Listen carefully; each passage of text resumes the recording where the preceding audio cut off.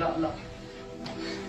الفكر يا إنسان لو أطلقته متأملا في قدرة الرحمن لخضعت إجلالا وتسبيحا له سبحانه رب عظيم الشان.